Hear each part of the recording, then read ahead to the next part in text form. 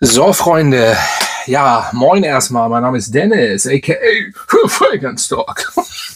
Ja, heute zeige ich euch Düfte, die ich nicht mehr kaufen werde. Und ich werde euch sagen, warum. Natürlich werde ich euch sagen, warum. Dafür werde ich meinen guten Laptop hier nehmen und werde euch erzählen, warum ich diese Düfte nicht mehr kaufen werde und warum, weshalb. Sind sie gut, sind sie schlecht, sind sie Blödsinn, kann man sie in die Tonne treten, warum ich sie nicht mehr kaufe und so weiter. Pipapo. So, wir fangen mal mit den ersten an. Der kommt von Valentino. Ich werde sie natürlich einblenden, weil ich habe sie nicht mehr, weil ich habe sie verkauft. Ne? Valentino Uomo, das ist das Eau de Toilette. Warum werde ich das nicht mehr kaufen? Ist doch ganz klar, oder? Ich glaube, das muss man nicht viel überlegen, weil ich das Intense habe. Und wer das Intense hat, braucht im Endeffekt das Original nicht. Es sei denn, du möchtest mehr die Kaffeenote riechen. Klar, es ist eine Kaffeenote. Das Intense hat dieses, wie soll ich sagen, diese Irisnote schon mit drin.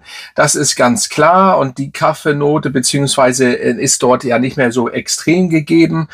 Und beziehungsweise fast gar nicht gegeben. Und hier ist Kaffee. Aber ich bin der Meinung, oder ich habe ihn kaum oder gar nicht getragen und deswegen konnte er weg. Ist jetzt aber kein schlechter Duft. Also da habe ich jetzt nichts zu meckern. Da kommen vielleicht eventuell noch andere Düfte, wo ich eventuell auch was meckere. Aber der Valentino Uomo ist ein schöner Duft. Aber wenn man das Intense hat, meiner Meinung nach, braucht man das Eau de Toilette nicht. Es sei denn, man will unbedingt Kaffee haben. So, der nächste ist ein Search of Duft und zwar Mousse.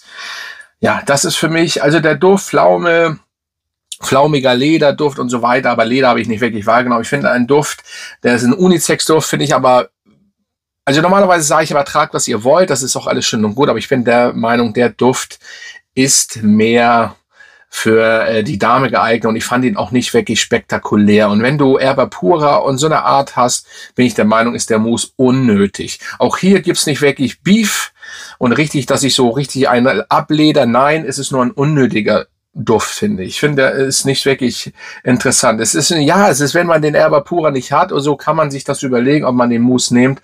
Aber im Endeffekt muss man das nicht. So, der nächste kommt nochmal von Search of, ist der Argento. Ja, tatsächlich. Der Argento, ich fand den Argento, muss man wirklich gestehen, ich fand den nie interessant. Ich fand ihn immer langweilig. Ich fand den gegenüber dem Mousse sogar langweilig und gegen den Erba Pura und so. Ich fand das nicht interessant. Natürlich könnte man sagen, der Argento ist so ein Mitläufer, der fällt nicht auf, der eckt nicht an. Ja, das stimmt, aber ich fand ihn einfach langweilig. Und der war von der Performance meiner Meinung nach auch nicht wirklich gut. Der hat 8,2 auf Parfumo. Ich nenne den jetzt so, weil immer so die Leute, was für eine Seite meinst du? Ja, Parfumo.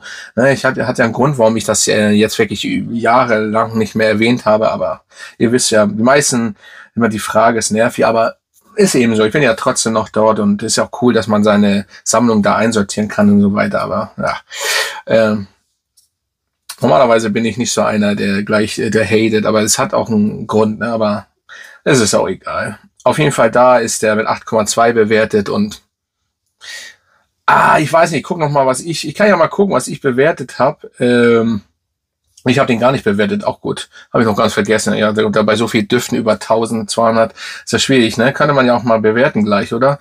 Ja, kommt bei mir so, ist eine 7. Es ist für mich kein so wirklich spektakulärer Duft, ja. So.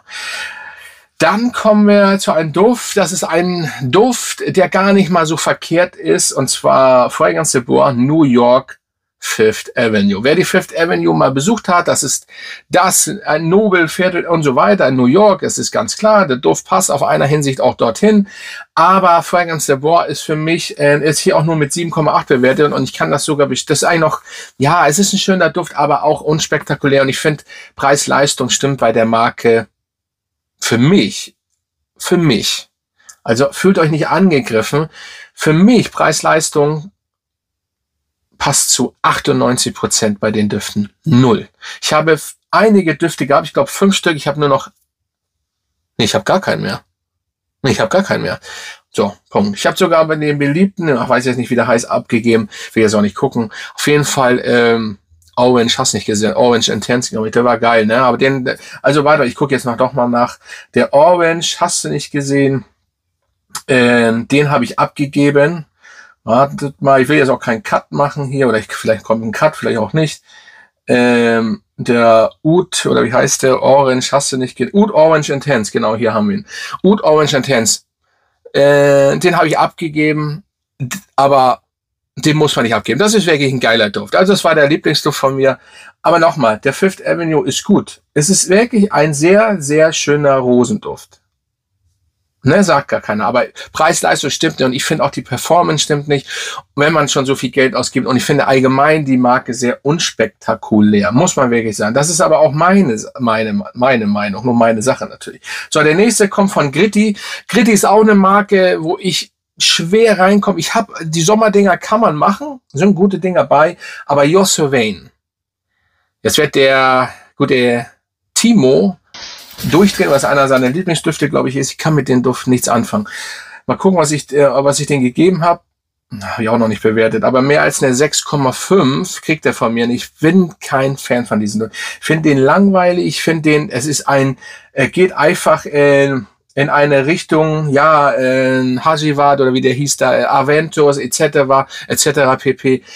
Und einfach aber nur langweilig. Und dann hat er keine Performance und so. Ich fand den nichtssagend und deswegen würde ich den auch nicht wieder kaufen und ich finde den weiterhin sehr unspektakulär. Ja, You're So Vain, das ist so meine Meinung. Aber auch das nochmal ist alles Geschmackssache. So, dann kommen wir zum Jean Paul Gaultier. Tatsächlich, ich bin ja so ein Jean Paul Gaultier, feiere ich ja gern, aber das Scandal Pour Homme Le Parfum ging gar nicht. Und ich muss auch dazu sagen, die ganze Scandal-Reihe werde ich nicht weiterkaufen. Ich habe das Original noch, der erste Flanker. Das reicht, Punkt. Vielleicht gebe ich den auch irgendwann ab.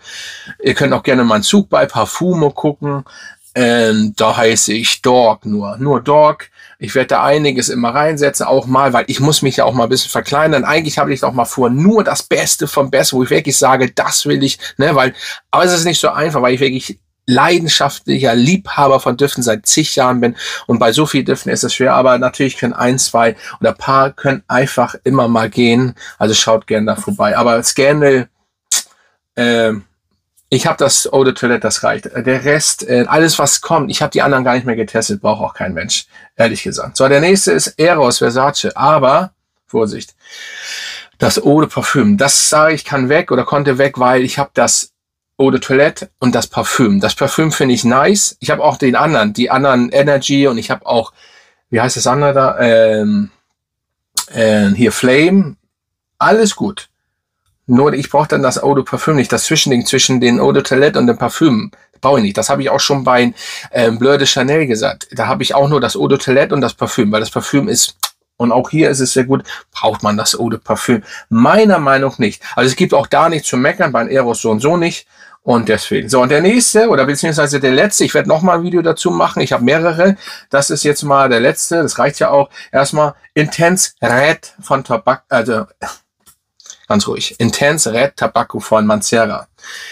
Ich hatte den, aber das Intense braucht man nicht, wenn man das normale hat, weil das normale Eau de Parfum ist extrem stark, finde ich auch potenter, harschiger als das Intense. Das Intense ist abgerundeter, smoother gemacht, mache ich aber nicht.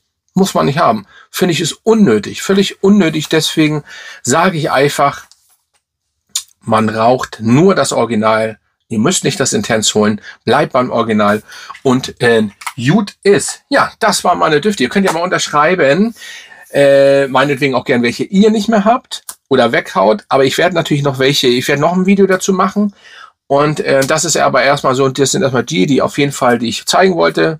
Es gibt ja einige Düfte, die ich nicht mehr habe, die ich verkauft habe und die ich auch nicht mehr wieder kaufen werde. Und deswegen, ja, schreibt mal runter, wie findet ihr das und so weiter. Lasst mir gerne einen Super Thanks unten da und lasst mir natürlich auch gerne ein Like hier und Grüße gehen raus an meine Mitglieder. Und ich würde sagen, der Dog ist raus.